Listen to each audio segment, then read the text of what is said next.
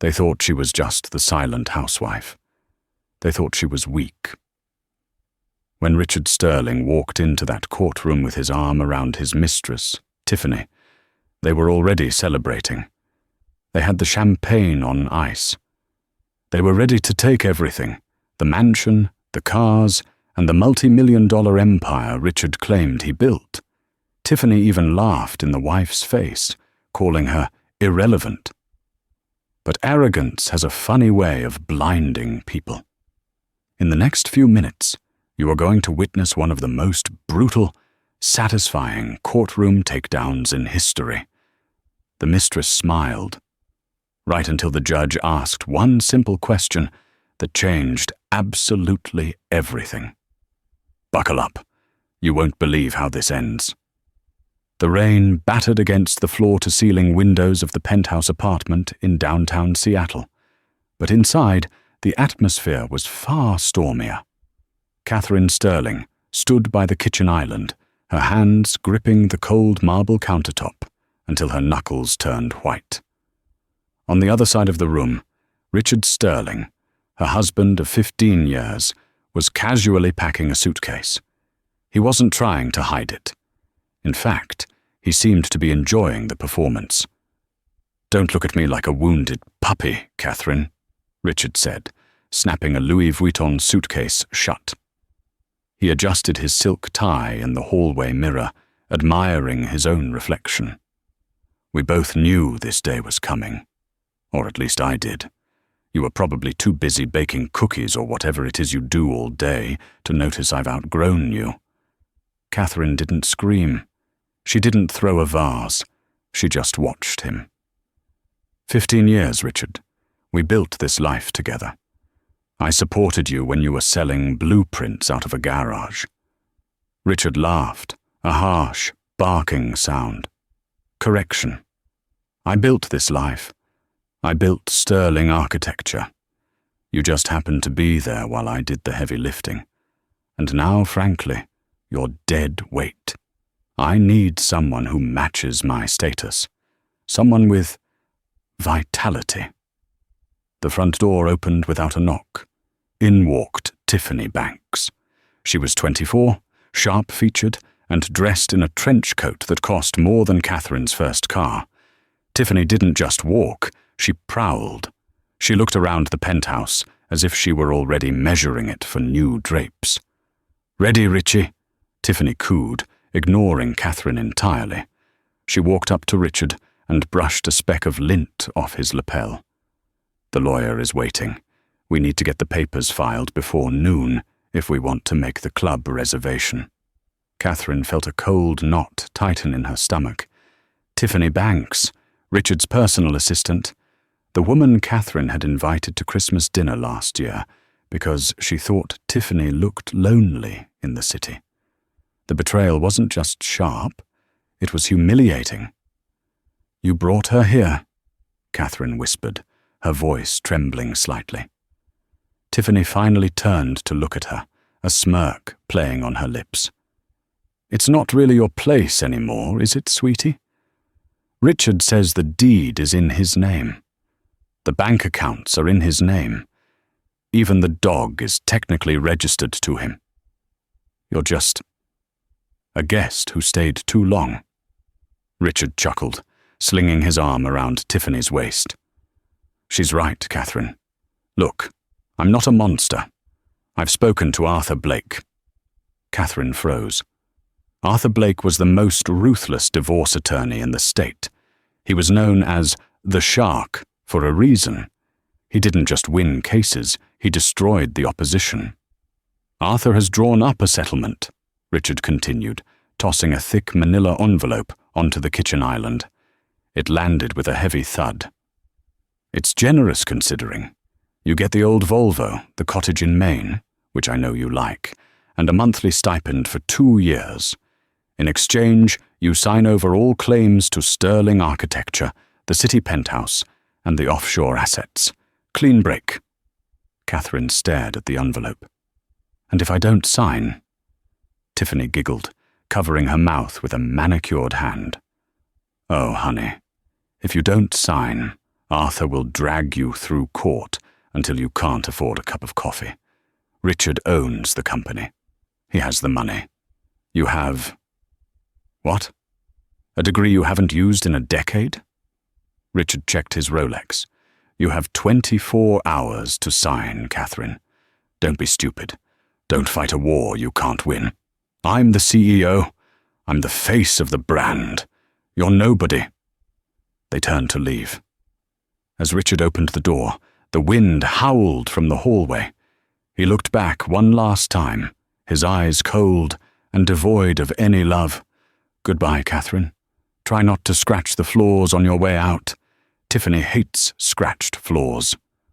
The door slammed shut. For a long time, Catherine stood in the silence of the empty penthouse. The rain continued to lash against the glass.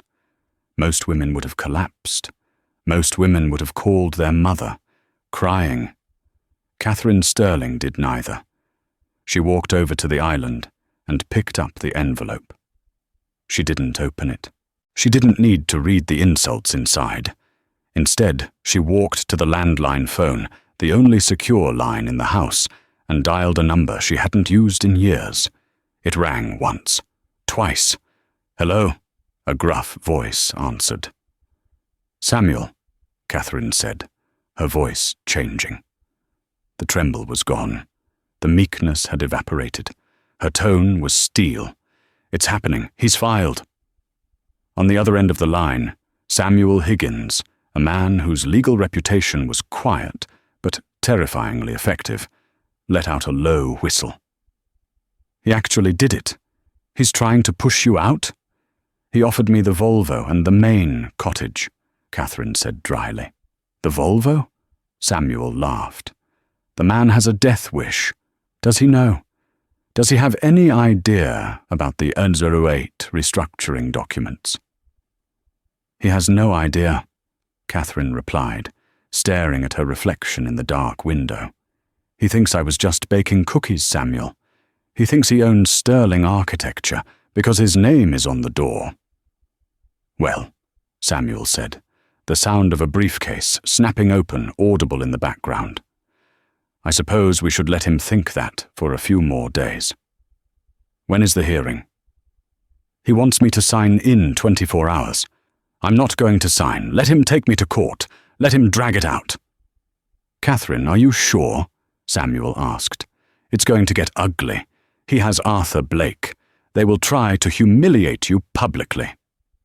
Catherine looked at the spot where Tiffany had stood, sneering at her. She remembered the 15 years of late nights helping Richard with his spreadsheets, the loans she had secured from her family inheritance to float the business when he nearly went bankrupt in the beginning, loans he had conveniently forgotten.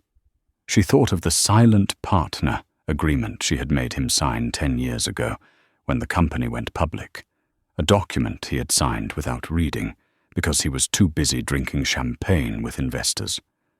"Let it get ugly," Catherine said softly. "I want him to feel safe. I want him to smile.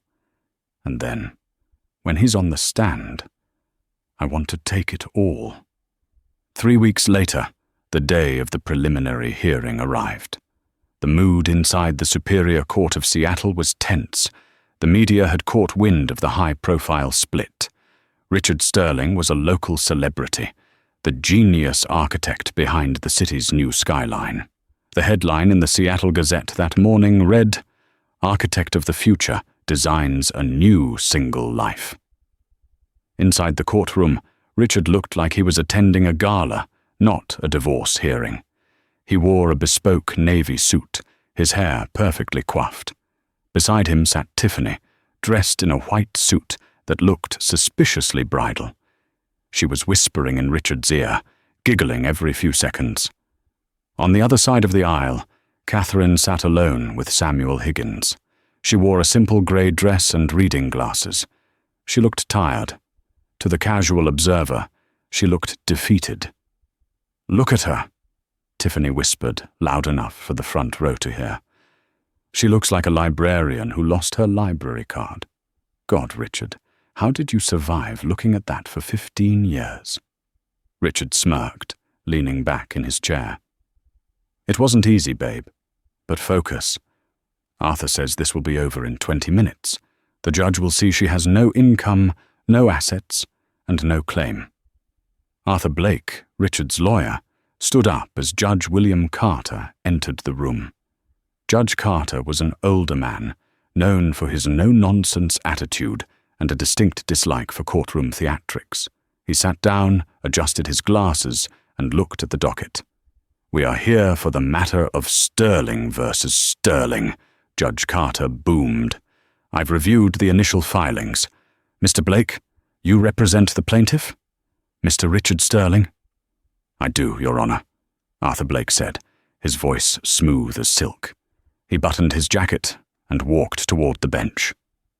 "Your Honor, this is a simple case. Mr. Sterling is the sole proprietor and CEO of Sterling Architecture. He has been the primary breadwinner for the entirety of the marriage. Mrs. Sterling has not contributed financially to the household in over a decade. We are offering a very fair settlement to avoid wasting the court's time." "Fair?" Samuel Higgins stood up slowly. He was a heavy-set man with rumpled clothes, looking more like a retired detective than a corporate lawyer. "Your Honor, my client contests the validity of the separation terms, specifically the division of assets regarding the company." Arthur Blake laughed, a condescending sound that echoed in the quiet room. "The company? Your Honor, Sterling Architecture was founded by Richard Sterling. His name is on the building. His name is on every patent. Mrs. Sterling was a housewife. She has absolutely no claim to the business operations." Tiffany leaned forward, whispering to Richard, "Watch Arthur crush him. This is going to be good." Judge Carter looked at Samuel. "Mr. Higgins, are you suggesting Mrs. Sterling had an active role in the firm?" "I'm suggesting, Your Honor, that the ownership structure of the firm is not as clear-cut as Mr. Blake suggests," Samuel said calmly. Richard slammed his hand on the table, startling the stenographer. "This is ridiculous," he shouted, standing up. "I built that company from the ground up. She didn't do a thing. She stayed home and spent my money." "Sit down, Mr. Sterling," Judge Carter warned, his eyes narrowing, "or I will hold you in contempt." Richard sat, fuming. Tiffany rubbed his back.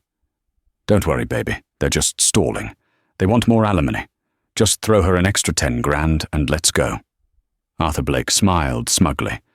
"Your Honor, if Mr. Higgins wants to waste time, that is his prerogative. But the facts are the facts. We have the incorporation documents right here." He waved a binder. "Richard Sterling, founder, COO, 100% control." Catherine remained silent. She kept her head down, sketching something on a notepad. Richard glanced at her and rolled his eyes. Probably drawing a grocery list, he thought. "Very well," Judge Carter said. "If the ownership is in dispute, we will move to discovery. But I warn you, Mr. Higgins, if this is a frivolous attempt to grab assets, my court will not look kindly on your client." "We understand, Your Honor," Samuel said.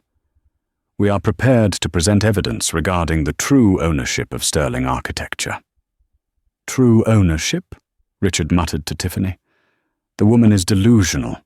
She's going to lose everything. I'm almost going to enjoy watching her face when she ends up in a studio apartment." Tiffany checked her nails. "Just make sure we get the yacht, Richie. I don't want her getting the yacht." The judge set the date for the main trial in 2 weeks. As the bailiff called, "All rise," Richard and Tiffany were the first to stand. They practically danced out of the courtroom. In the hallway outside, Richard blocked Catherine's path. The cameras from the local news were waiting at the bottom of the stairs, so Richard kept his voice low, a venomous whisper. "You're making a mistake, Catherine," he hissed. "Arthur is going to destroy you on the stand. I'm giving you one last chance. Take the cottage. Take the Volvo. Go away quietly. If you force this trial, I will make sure you leave with nothing, not even your dignity." Catherine finally looked up. Her eyes were clear, blue, and terrifyingly calm. She didn't look like a victim anymore. "I don't want the cottage, Richard," she said, her voice steady. "Then what do you want?" he snapped. "Money? How much? 5 million. Is that it?" Catherine stepped closer, invading his personal space for the first time in years. She smelled of vanilla and steel. "I don't want your money, Richard," she whispered. "I want the truth. And in 2 weeks, when you're sitting in that chair, I suggest you remember who actually balanced the books in 2008. Enjoy your champagne, Richard. It might be the last bottle you can afford." She walked past him, Samuel Higgins trailing behind her with a small, knowing smile. Richard stood there, stunned for a second. Then he shook his head and laughed. 2008? What is she talking about? That was years ago. Tiffany hooked her arm through his. "Who cares? She's bluffing. She's desperate. Let's go to lunch. I want lobster." They walked out into the flashing cameras, smiling, waving, playing the part of the power couple. They had no idea that the librarian they had just mocked was walking to her car with a briefcase containing a document that had been sitting in a safety deposit box for 18 years. A document labeled Sterling Architecture, Articles of Incorporation, and Silent Partnership Agreement. The trap was set. And Richard Sterling had just walked right into it with his eyes closed. The 2 weeks leading up to the trial were a study in contrasts. While Richard Sterling spent his days doing damage control with his PR team and his nights drinking expensive scotch with Tiffany, Catherine Sterling was doing something she hadn't done in 15 years. She was working. She wasn't working at a job, though. She was working in the dusty basement of her family's old estate in Maine, the one property Richard had graciously allowed her to keep. But she wasn't there to vacation. She was there to dig. The basement was filled with bankers' boxes, labeled in Catherine's neat handwriting. Tax returns, 2005, 2010. Sterling Architecture. Startup phase. Loan agreements. Samuel Higgins had driven up from the city to join her. The old lawyer sat at a folding card table, surrounded by stacks of yellowed paper. "You realize," Samuel said, adjusting his spectacles as he read a document from 2008, "that if we use this, Richard could technically go to jail for fraud. Not just lose the company. Jail." Catherine paused. She was holding a ledger bound in black leather. "He didn't care if I ended up on the street, Samuel. He didn't care if he humiliated me.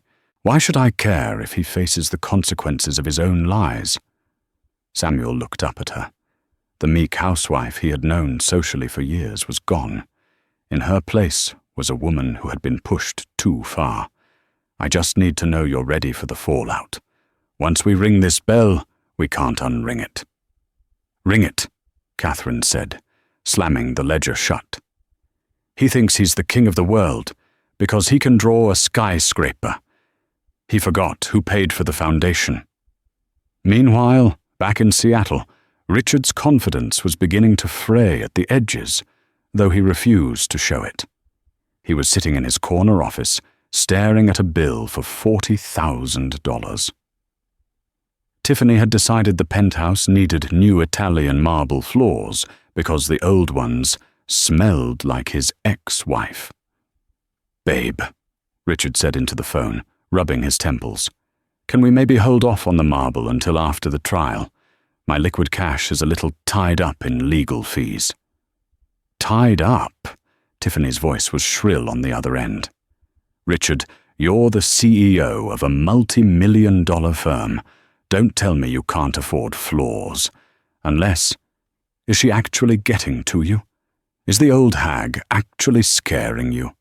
"No one is scaring me," Richard snapped, causing his secretary outside the glass door to jump. He lowered his voice.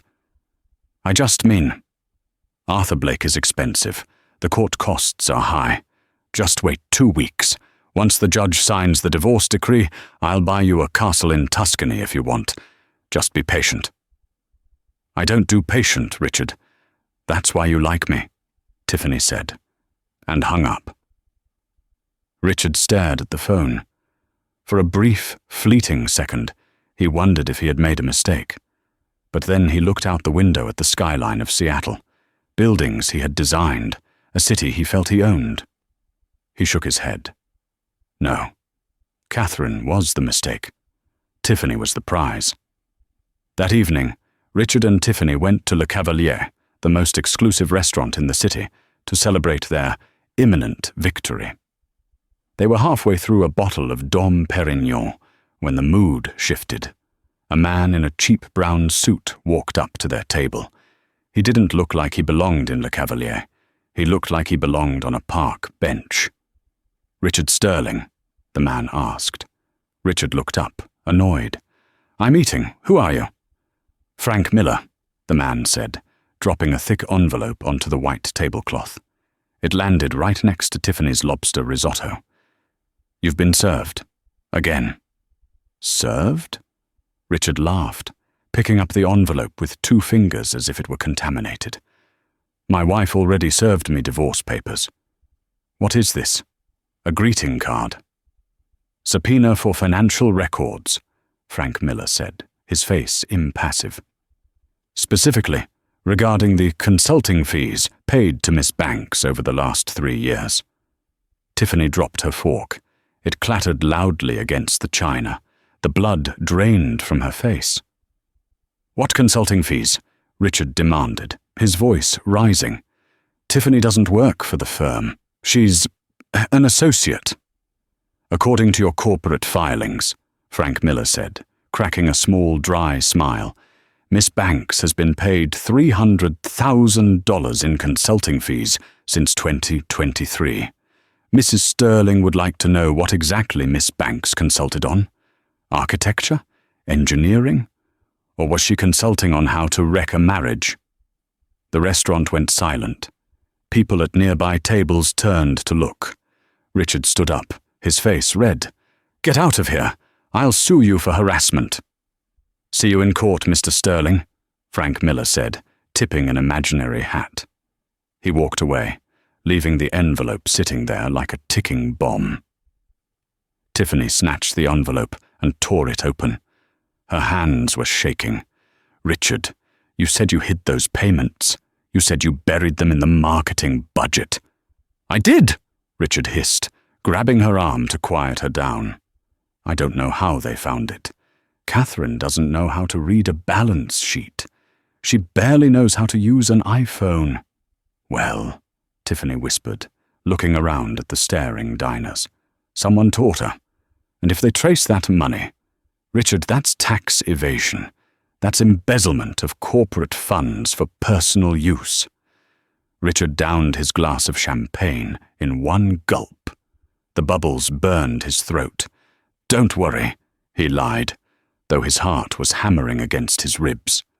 "Arthur will fix it. Arthur fixes everything. Catherine is just throwing mud, hoping something sticks. She doesn't have the guts to go through with this." He was wrong. Catherine wasn't just throwing mud. She was pouring concrete. The day of the trial arrived with a media circus outside the courthouse. The story of the billionaire architect and the angry housewife had gone viral. People loved a scandal, and Richard Sterling had provided a perfect one. Inside courtroom 4B, the air was stale and tense.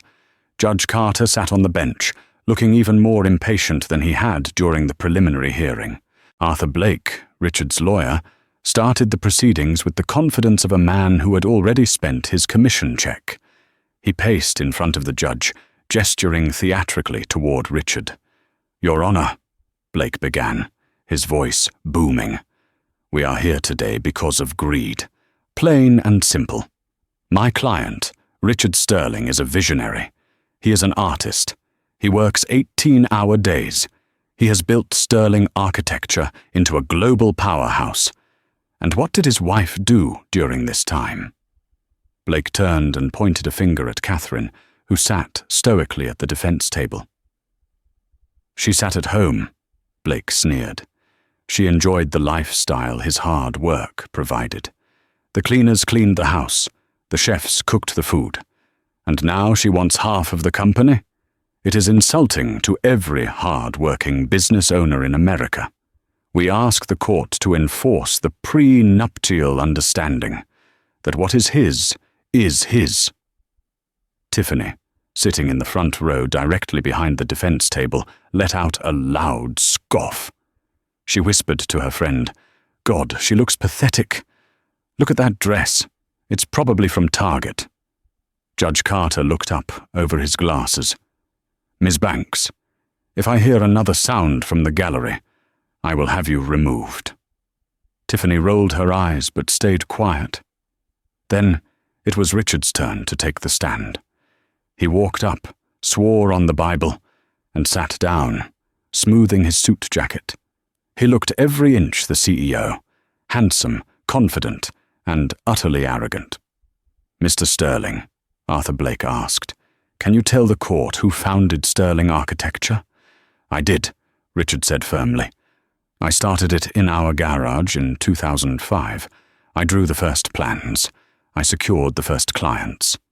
"And did your wife, Catherine, assist in any professional capacity?" Richard laughed. "Catherine? No. She made coffee occasionally. But professional capacity? No. She doesn't understand the business. She thinks a cantilever is a type of salad dressing." The courtroom erupted in laughter. Even the bailiff cracked a smile. Tiffany was beaming, blowing a kiss to Richard from the audience. Catherine didn't flinch. She just wrote something down on her notepad. "So," Blake continued, "is it fair to say that the success of the company is 100% due to your efforts?" "Absolutely," Richard said. "I carried us. I paid the mortgages. I bought the cars. I was the engine. Thank you, Mr. Sterling. No further questions." Arthur Blake sat down, looking smug. He leaned over to Richard as he passed. "Home run. She's finished." Judge Carter turned to the defense table. "Mr. Higgins, your witness?" Samuel Higgins stood up slowly. He groaned slightly as he straightened his back, playing up the old, tired lawyer act. He shuffled his papers. He looked confused. "Mr. Sterling," Samuel began, his voice raspy, "you say you were the engine. That's a very nice metaphor. I like cars." Richard smirked. "Thank you." "But an engine needs fuel, doesn't it?" Samuel asked, wandering toward the witness stand. "I suppose," Richard said, checking his watch. "And in 2008, Samuel said, stopping abruptly, when the housing market crashed, when the global economy collapsed. Sterling Architecture was a very new company then. Most architecture firms went bankrupt. How did you survive?" Richard stiffened slightly. "Smart management. I pivoted to commercial renovations." "Smart management," Samuel repeated. "Interesting. Because I have a bank statement here from October 2008. It shows the corporate account for Sterling Architecture had a balance of negative $4,000. You were overdrawn." Samuel held up a piece of paper. The courtroom went quiet. Well, cash flow is always tight in a startup," Richard stammered. "Indeed," Samuel said. "But then, 3 days later, on October 14th, 2008, a deposit was made. A deposit of $500,000. Samuel walked back to his table and picked up another document. "Where did that money come from, Mr. Sterling? Did you pivot that hard?" Richard's mouth went dry. He looked at Arthur Blake, but Blake looked confused. Richard hadn't told his lawyer about this. I secured a private loan," Richard lied. "A private loan?" Samuel raised an eyebrow. "From a bank?" "Yes, a private investor." "Name him," Samuel said sharply. The tired old lawyer act dropped instantly. His voice was now a whip. I don't recall the specific name. It was a holding company. You don't recall who saved your business from bankruptcy? Samuel asked, turning to the jury. Though this was a bench trial, the theatrics were for the judge. That's odd, because I have the transfer receipt here. It wasn't a holding company, Mr. Sterling. It was a transfer from the Catherine J. Miller Trust, your wife's inheritance from her grandmother. A murmur went through the crowd. Catherine looked up, her eyes locking with Richard's. She loaned it to me, Richard said quickly, sweating now. I paid it back. Did you? Samuel asked. We have your tax returns for the last 15 years.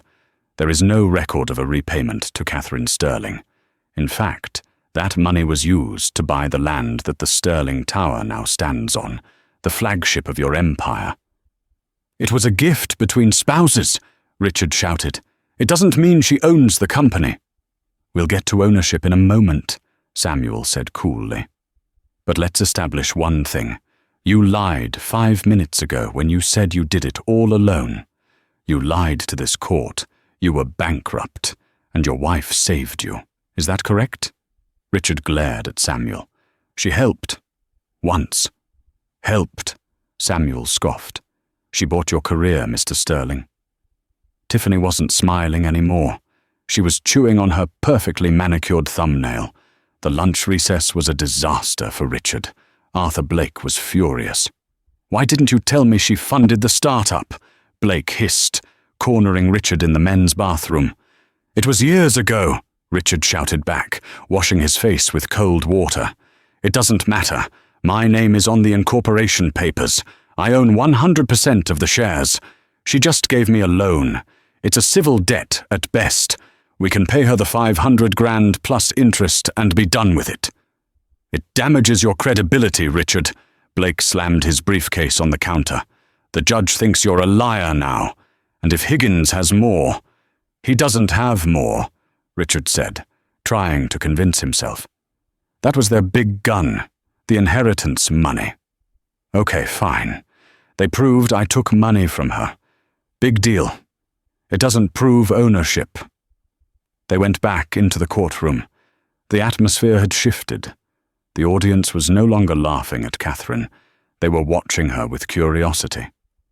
Samuel Higgins called his first witness. The defense calls Mr. Frank Miller. The man in the cheap suit from the restaurant walked in. He took the stand. Mr. Miller, Samuel said. What is your profession? I am a forensic accountant and a private investigator, Miller replied. And what were you hired to do by Mrs. Sterling? I was hired to trace the flow of funds from Sterling Architecture's corporate accounts over the last 24 months. Arthur Blake stood up. Objection. Irrelevant. This is a divorce case, not a corporate audit. Your Honor, Samuel said. This goes to the dissipation of marital assets. If Mr. Sterling has been spending community money on external interests before the divorce, my client is entitled to compensation. Overruled, Judge Carter said. Proceed. Samuel nodded to Frank Miller. What did you find? Miller opened a folder. I found a pattern of systematic looting of company funds disguised as business expenses, specifically checks made out to T. Banks Consulting. Tiffany sank lower in her seat. How much? Samuel asked. $350,000 in cash transfers, Miller read. Additionally, there was a purchase of a luxury condominium in the Belltown district 6 months ago. The deed is in the name of Tiffany Banks, but the funds, $1.2 million, wired directly from the Sterling Architecture operating account. The courtroom gasped. This was huge. So, Samuel said, walking toward Richard, who was sitting at the plaintiff's table, pale as a ghost. Mr. Sterling took money from the company, money that arguably belongs to the marital estate, and bought his mistress a condo while he was still married to his wife. That appears to be the case, Miller said. I also found receipts for a Cartier sapphire necklace valued at $45,000, charged to the company credit card as office supplies. Laughter rippled through the room, but it was angry laughter this time. Judge Carter looked at Richard. The judge's expression was thunderous. "Mr. Sterling," the judge interrupted, "did you charge jewelry to your company as office supplies?" Richard stood up, his hands shaking. "Your Honor, I can explain. Tiffany, Miss Banks, she helps with client relations. Appearance is part of the job. She is your mistress." Catherine spoke up for the first time. Her voice was clear and cut through the noise. "She isn't an employee. She's the woman you've been sleeping with for 2 years while I was at home, balancing your personal checkbook because you were too busy." "Order!" Judge Carter banged his gavel. "Mrs. Sterling, you will have your turn." Samuel Higgins turned to the judge. "Your Honor, we have established that Mr. Sterling is a liar. We have established he is a thief who steals from his own company to fund his affair. But none of this is the main point." Samuel walked back to his table and picked up the thick, old document Catherine had retrieved from the safety deposit box, the one Richard had forgotten about. "Mr. Sterling keeps claiming he owns the company," Samuel said, holding the document up like a weapon. "He claims he is the sole shareholder. He claims my client is just a housewife." Samuel turned to Richard. "Mr. Sterling, do you recognize this document? Dated November 2nd, 2008. Richard squinted. "No." "You should," Samuel said. "You signed it. It was the day Catherine gave you that $500,000. You were so desperate for the money, you would have signed anything. And you did." "I signed a loan agreement," Richard shouted. "No, Richard," Samuel said, his voice dropping to a deadly whisper. "You didn't sign a loan agreement. You signed a silent partnership and restructuring agreement." Samuel handed the document to the bailiff to give to the judge. "Read Clause 4, Your Honor," Samuel said. Judge Carter put on his reading glasses. The room was silent enough to hear a pin drop. The judge read silently for a moment, and then his eyebrows shot up. He looked from the paper to Richard and then to Catherine. "Mr. Sterling," Judge Carter said, his voice dangerously calm, "are you aware of the content of this document?" I don't know what she forged," Richard stammered. "It is notarized," the judge said, "and it states that in exchange for the capital infusion of $500,000, the ownership structure of Sterling Architecture was altered." The judge looked at Richard. "It says here that in the event of a dissolution of marriage, the silent partner, listed here as Catherine Sterling, activates her dormant shares." Richard felt the room spinning. Dormant shares? What shares? Samuel Higgins smiled. It was the smile of a shark that had just bitten the swimmer in half. "The shares that give her 51% controlling interest in Sterling Architecture," Samuel said. "That's impossible," Richard screamed. "I own 100%. I'm the CEO." "Not anymore," Catherine said softly from her seat. She wasn't looking at Richard. She was looking at Tiffany.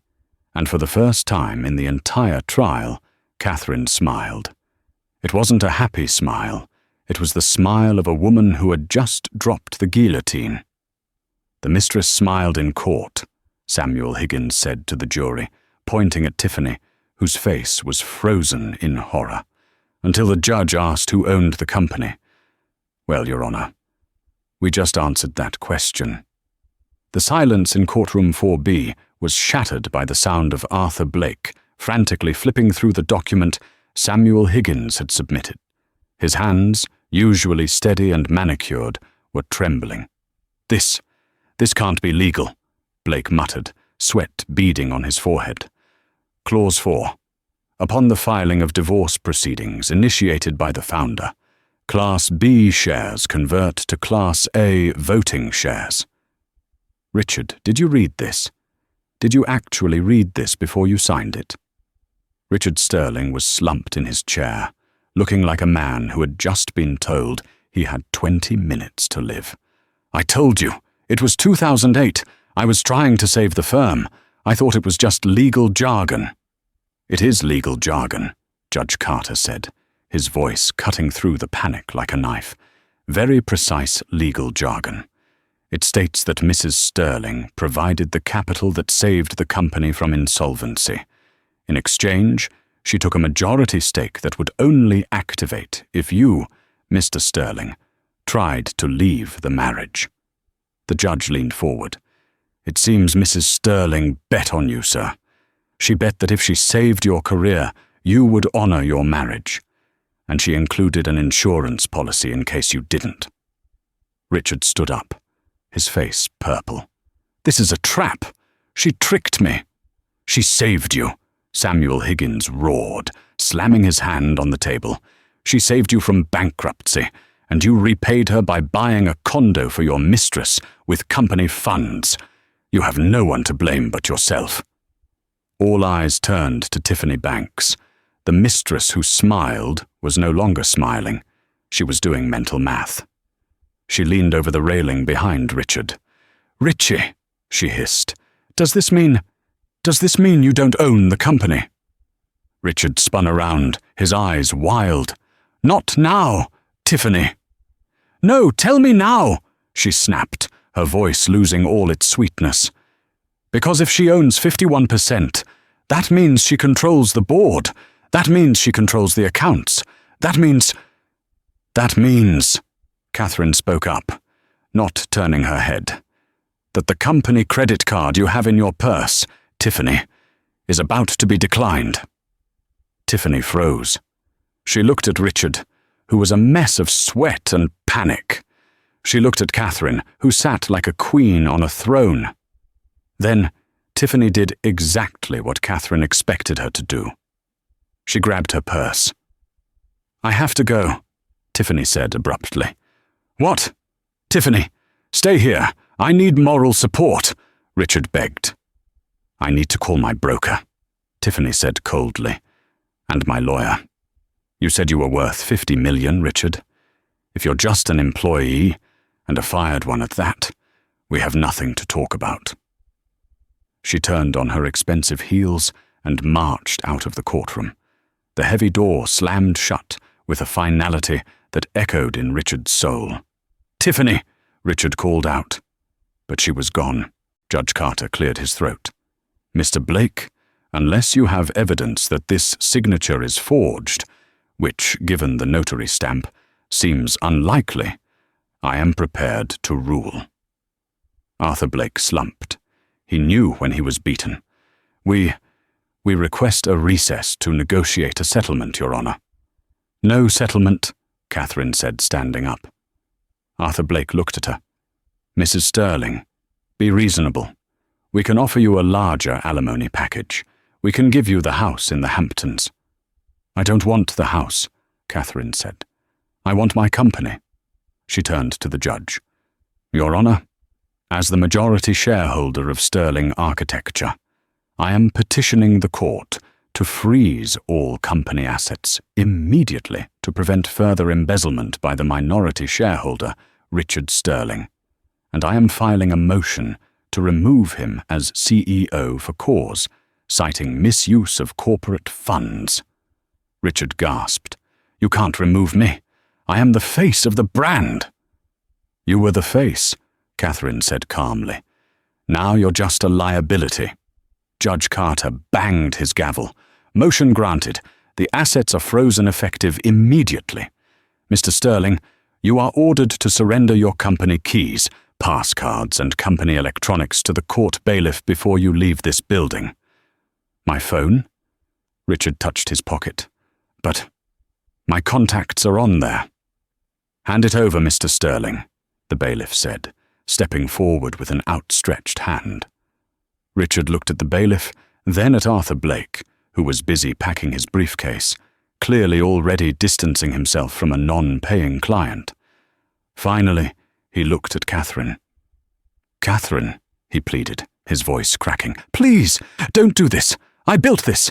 It's my life." Catherine looked at him with pity, but no love. "No, Richard. We built it. You just forgot. And now I'm taking it back." Richard, trembling hand, placed his gold-plated iPhone into the bailiff's hand. He placed his access card on top of it. He looked small. He looked old. "Court is adjourned," Judge Carter announced. As Catherine walked out of the courtroom, flanked by Samuel Higgins, the press was waiting. Flashes blinded them. "Mrs. Sterling! Mrs. Sterling! Is it true you now own the biggest architecture firm in Seattle?" a reporter shouted. Catherine stopped. She adjusted her glasses. "Yes," she said into the microphone. "And we will be making some changes to the management structure very soon." "What about Mr. Sterling?" another reporter asked. "What is his role?" Catherine smiled, a genuine, warm smile. "Mr. Sterling is currently exploring new opportunities. I wish him the best of luck in the job market." 1 week later, the reality of Richard Sterling's new life was beginning to set in, and it tasted like stale coffee and regret. Richard sat on the edge of a sagging mattress in the Emerald City Motor Inn, a motel near the airport where the planes roared overhead every 4 minutes, shaking the thin walls. His bespoke navy suits were piled on a cheap plastic chair in the corner, wrinkling in the damp air. He hadn't worn them in days. There was no point. Who was he going to impress? The maid who banged on the door at 8 a.m. asking if he was checking out. He looked at his phone, a cracked Android he'd bought at a convenience store because his company phone had been confiscated. He dialed Tiffany's number for the 50th time. "The number you have reached is no longer in service," the automated voice chirped cheerfully. Richard threw the phone across the room. It bounced off the carpet and landed near a half-eaten pizza box. Tiffany was gone. The moment the assets were frozen, she had vanished like smoke. She hadn't just left. She had liquidated. The condo he had bought her, the one that had cost him his company, was already listed for sale. She had taken the jewelry, the car, even the designer luggage he had bought her for their honeymoon in Paris. She had stripped him clean and disappeared, likely scouting for a new CEO with a less attentive wife. Richard walked to the bathroom mirror. The face staring back was unfamiliar. Dark circles bruised his eyes. Stubble covered his jaw. He looked 10 years older than he had in court just 7 days ago. "I am Richard Sterling," he whispered to the reflection, trying to summon the old arrogance. "I am a visionary." But the reflection just looked tired. He had to get back into the building. He had to talk to Catherine. She was a reasonable woman. She had loved him once. If he could just explain, if he could just show her the sketches for the Tokyo project, she would understand that the company needed him. She couldn't run an architecture firm. She didn't know the difference between brutalism and Bauhaus. She would panic. She would beg him to come back. He splashed cold water on his face, put on his grey suit, the only one that didn't feel like a costume anymore, and grabbed his keys. The drive into downtown Seattle was a humiliation in itself. He was driving the old Volvo station wagon, the very car he had mocked Catherine for wanting. It smelled of wet dog and old upholstery.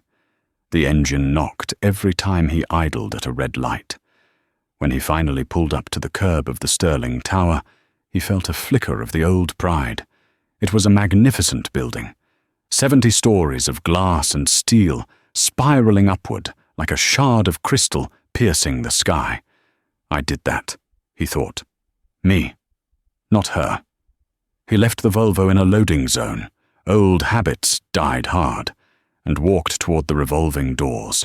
He straightened his tie, smoothed his hair, and prepared his CEO face. He pushed through the doors and strode into the lobby. The air conditioning hit him, cool and crisp, smelling of polished stone and money. "Good morning, Jerry," Richard called out to the security guard stationed at the front desk, not breaking stride as he headed for the elevators. "Mr. Sterling, stop!" Richard froze. He turned around. Jerry, a man Richard had employed for 10 years, was standing behind the desk, looking pained. He held up a hand. "I can't let you go up, sir." Richard forced a laugh. It sounded brittle. "Don't be ridiculous, Jerry. I just need to grab some files from my office. I'll be 10 minutes. "I can't," Jerry repeated, his voice lower. "Your access pass has been deactivated. And I have a memo here." Jerry tapped a piece of paper on the desk. "It says you are barred from the premises. If you show up, I'm supposed to call Ms. Sterling's executive assistant immediately." "Barred?" Richard's voice rose, echoing off the marble walls. "I built this lobby, Jerry. I hired you. I gave you a Christmas bonus." "You gave me a $50 gift card to Starbucks, Mr. Sterling," Jerry said quietly. "Mrs. Sterling gave me a check for $2,000 yesterday to help with my daughter's tuition. I'm sorry, sir. You have to leave." Richard felt the heat rising in his neck. People were staring. Junior architects, interns, clients, people who used to tremble when he walked by, were now stopping to whisper. "I'm not leaving until I see her," Richard snarled. He walked toward the elevators. "Try and stop me." "Mr. Sterling, please," Jerry pleaded. Suddenly, the elevator doors pinged open. A group of people stepped out. In the center was Catherine. She looked transformed. The grey, shapeless dresses were gone. She wore a tailored crimson suit that was sharp enough to cut glass. Her hair was styled in a sleek, modern bob. She was walking with a purpose, flanked by 2 men Richard recognized, investors he had been trying to court for years, men who had refused to return his calls. They were laughing at something she said. "Catherine!" Richard shouted. The laughter stopped. The group turned. Catherine saw him. Her expression didn't change. There was no anger, no fear, just a cool, detached recognition. It was the way one might look at a stranger who had walked into the wrong room. She said something to the investors, who nodded and moved toward the exit, casting pitying glances at Richard. Catherine walked over to him, stopping 5 feet away. Her personal security guard, Marcus, stepped closer, but she waved him off. "You're causing a scene, Richard," she said. Her voice was calm, authoritative. It was the voice of a CEO. "I'm causing a scene?" Richard spluttered, gesturing around the lobby. "You locked me out of my own building. Jerry won't let me up." "It's not your building," Catherine corrected him. "And Jerry is doing his job. Something you haven't done in a long time." "Catherine, stop this," Richard hissed, stepping closer, lowering his voice. "The court drama is over. You won. Congratulations. You humiliated me. But let's be adults. You can't run this company. You don't know the first thing about the Tokyo project. You need me. I'm willing to come back as a consultant. I'll fix the mess. We can say I took a sabbatical for health reasons." Catherine stared at him, and for a moment, Richard thought he saw a flicker of the old Catherine, the one who would do anything to make him happy. Then she laughed. It was a soft, dry sound. "The Tokyo project?" she asked. "I cancelled the Tokyo project this morning." Richard felt like he had been punched in the gut. You what? That was my masterpiece. The spiraling atrium, the cantilevered roof. "The engineering was flawed," Catherine said simply. "I had an independent audit done. The cantilever would have collapsed under high wind stress within 5 years. You were so obsessed with the aesthetic, Richard. You ignored the physics. I cancelled it and reassigned the team to the municipal library renovation. It's less glamorous, but it's profitable. And safe." "You chose a library over my tower?" Richard whispered, horrified. "You're boring. You're destroying my legacy. I'm saving the company from lawsuits, Catherine said. And as for your legacy, Richard, look around. She gestured to the lobby. The employees are happier. The stock price has gone up 4% since the news broke that I took over. It turns out the market prefers stability over a CEO who spends company funds on mistresses. Richard grabbed her arm. It was a desperate, foolish move. Marcus, the security guard, moved instantly, grabbing Richard's wrist and twisting it behind his back. "Ah! Let go!" Richard yelped, bent over in pain. "Let him go, Marcus," Catherine said. Marcus released him. Richard rubbed his wrist, panting, his face red with shame. "I have nothing, Catherine," he said, his voice breaking. "Tiffany took everything. The lawyers took the rest. I'm living in a motel. I'm driving that damn Volvo. Is this what you wanted? To see me begging?" Catherine looked at him. "I didn't want any of this, Richard. I wanted a husband. I wanted a partner. But you chose to treat me like a piece of furniture. You chose to smile while you betrayed me." She stepped closer, her eyes hard as diamonds. "You have the cottage in Maine," she said. "It's fully paid for. It has a drafting table in the loft. Go there. Draw something that doesn't need to be 80 stories tall. Learn how to be a person again. Because the great Richard Sterling doesn't exist anymore." "I can't live in Maine," Richard wept. "I'm a king. A king without a kingdom is just a fool in a fancy suit," Catherine said. She checked her watch, a Cartier tank watch that she had bought for herself yesterday. "I have a board meeting. Goodbye, Richard. Please don't come back. Next time, I'll let Marcus finish what he started." She turned and walked away.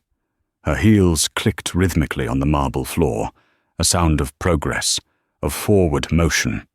Richard stood there for a long time. He looked at Jerry. Jerry looked down at his papers. He looked at the elevator doors, which had closed, sealing off the world he used to rule. Slowly, Richard turned around. He pushed through the heavy revolving doors and stepped out into the grey Seattle drizzle. He walked to the Volvo. A parking ticket was already fluttering under the windshield wiper. He pulled it off and stared at it. Fine. $50. He didn't have $50. He got into the car, started the knocking engine, and rested his forehead against the steering wheel. He closed his eyes and saw the courtroom again. He saw Tiffany smiling. He saw the judge reading the document. And he saw Catherine, the silent partner he had ignored for 15 years, signing his death warrant with a smile. Above him, in the penthouse office, Catherine Sterling stood by the floor-to-ceiling window. She watched the old Volvo pull away into traffic, a small grey speck in a sea of cars. Samuel Higgins walked in behind her. "The board is ready, Mrs. Sterling.